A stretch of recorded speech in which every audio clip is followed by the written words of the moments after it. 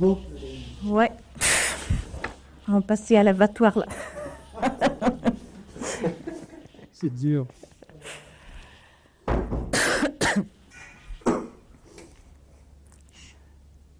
Les gens quand même deviennent quand même assez exigeants. Hein. On habite à 13 km de Montélimar, mais enfin, ils veulent quand même avoir pas mal de choses sur la commune et on n'a pas de ressources, nous, puisqu'on n'a pas d'industrie. Donc, les éoliennes, ça nous donnait un bol d'air. Lorsque mes amis apprenaient que nous quittions Paris pour vivre à Rochefort-en-Valdaine, tout le monde m'a dit « En 3 ans, tu seras maire. Comme ça, tu pourras mettre ton nez partout. » Et l'idée m'a tellement plu qu'une fois installé, j'ai commencé à étudier et à filmer le boulot de maire d'une petite commune. Il n'y a pas eu tellement de tension, mais enfin bon. Surtout que ceux qui étaient les plus virulents étaient quand même dans un conseil ancien. Et ils auraient peut-être fait la même chose que moi si le projet était venu à ce moment-là, quand ils étaient au conseil. Vous allez couper ça. Si vous payez l'industrie sur une commune, et bon, si vous payez une taxe professionnelle, B, peut les retomber kilowatts. Donc, non.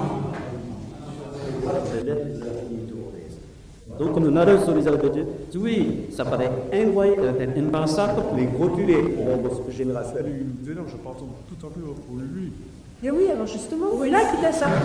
Si on était mon collègue et qu'on ne perd pas les éoliennes, on retourne à la... On retourne à la... Non, Enfin, nous, on n'en fait pas de la politique. Mais on est là pour gérer la commune, pas pour... Toute l'ambiguïté est là.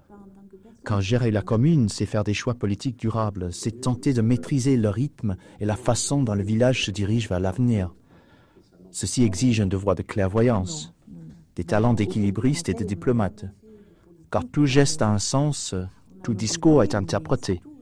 Il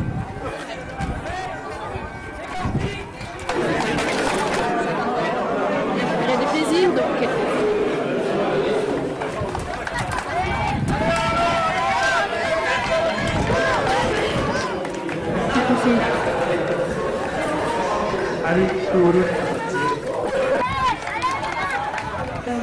De santé, de prospérité, de paix pour notre commune, notre pays et si j'osais pour notre planète. Pourquoi c'est devenu maire? Parce que personne ne voulait le faire. Enfin bon, c'est peut-être pas une raison, mais dans les conseils qu'on avait montés à ce moment-là, enfin pas le conseil, mais l'équipe qu'on avait formée, j'étais la seule à être le plus disponible, si on veut. Quand ils en ont après moi, puisque, bon, dès qu'il y a quelque chose de travers, c'est le maire qui prend, je pense. Il m'appelle la mairesse. J'apprécie pas du tout ce terme, mais enfin, bon.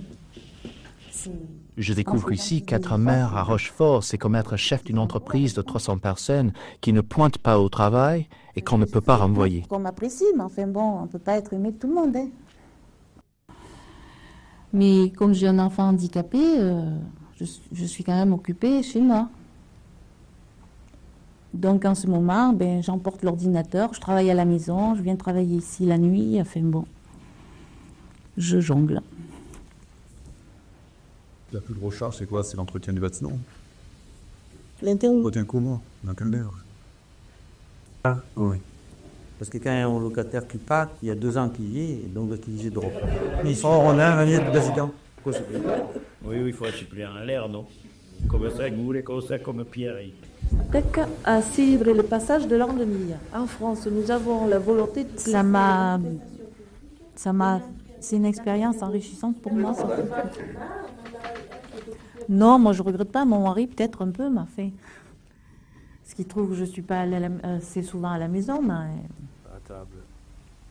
Ah ben bon, il y a des fois sur certains sujets, il faut admettre que bon, elle m'en parle, c'est vrai, il faut l'admettre, et c'est vrai ça. Et bon, après c'est à elle, c'est pas moi qui commande dans la commune quand même. Hein. Elle est plus... c'est une femme d'abord, hein. Ça réfléchit mieux, quoi. Je me commence à Ça pèse plus le pour et le contre dans les affaires. Il faut l'admettre. Sans être femme, j'ai réussi à peser le pour et le contre pour revoir mes ambitions à la baisse. Être mère, c'est too much. Je me contenterai d'être père. Et peut-être, si l'on veut de moi, conseiller municipal. Et vous, Daniel, encore 6 ans? Peut-être.